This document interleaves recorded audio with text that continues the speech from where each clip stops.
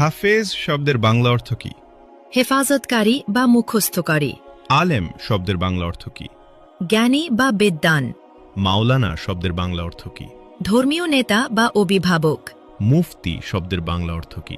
ধর্মীয় আইন বিশেষজ্ঞ। শয়তান সবচেয়ে বেশি কাকে ভয় পেতেন? হযরত উমর রাদিয়াল্লাহু। হাদিসে কাকে সর্বশ্রেষ্ঠ মানুষ বলা হয়েছে? যে কোরআন শেখে ও অন্যকে শেখায়। সালাতের পর কি পড়লে গুনাহ মাফ হয়? আস্তাগফিরুল্লাহ। হযরত মুহাম্মদ সাল্লাল্লাহু আলাইহি ওয়াসাল্লামের সাথে সর্বপ্রথম কোন প্রাণী কথা বলেছিল? উট। নফল শব্দের অর্থ কি? ঐচ্ছিক ইবাদত। রাসূল শব্দের অর্থ কি? আল্লাহর প্রেরিত দূত। নবী শব্দের অর্থ কি? ওহীপ্রাপ্ত বার্তাবাহক।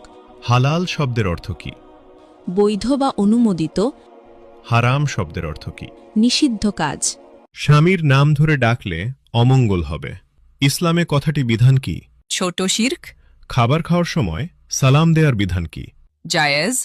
স্বামীর পায়ের নিচে স্ত্রীর বেহেশত, এটি কোন ধরনের হাদিস? জাল হাদিস। ইসলামে বিয়েতে উকিল বাপ রাখার বিধান কি? হারাম। হজরত শব্দের অর্থ কি? মহামান্য, সম্মানিত। মোহাম্মদ শব্দের অর্থ কি? প্রশংসনীয়। কিয়ামত শব্দের অর্থ কি? মহাবিচারের দিন। জন্ম শব্দের অর্থ কি? আগমন। মৃত্যু শব্দের অর্থ কি? সমাধি। জিন কিসের তৈরি? ধোয়াবিহীন আগুন। মানুষ কিসের তৈরি? মাটির। ফেরেশতাগণ কিসের তৈরি? নূর। পশু পাখি কিসের তৈরি? পানি ও মাটি। শয়তান কিসের তৈরি? ধোয়াবিহীন আগুন।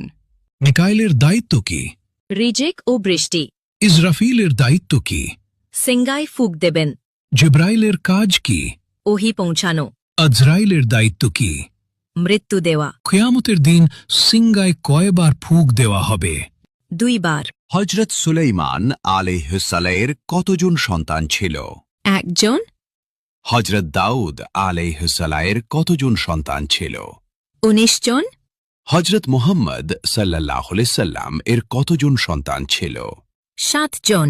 3 পুত্র 4 কন্যা। কোন নবী এখনো জীবিত আছেন? হযরত ঈসা আলাইহি ওয়াসাল্লাম। হজরত মুহাম্মদ সাল্লাল্লাহু আলাইহি ওয়াসাল্লামের নিজ হাতে তৈরি মসজিদ কোনটি? মসজিদুল কুবা। কোন নবী সবচেয়ে বেশি দিন জীবিত ছিলেন? হযরত আদম আলাইহি ওয়াসাল্লাম। পবিত্র কুরআনের প্রথম শব্দ কোনটি? ইকরা। কোন নবীর নাম আল্লাহ নিজেই রেখেছেন? হযরত ঈসা আলাইহি ওয়াসাল্লাম। হজরত মুহাম্মদ সাল্লাল্লাহু আলাইহি ওয়াসাল্লামের জন্ম কত খ্রিস্টাব্দে? 570 খ্রিস্টাব্দে।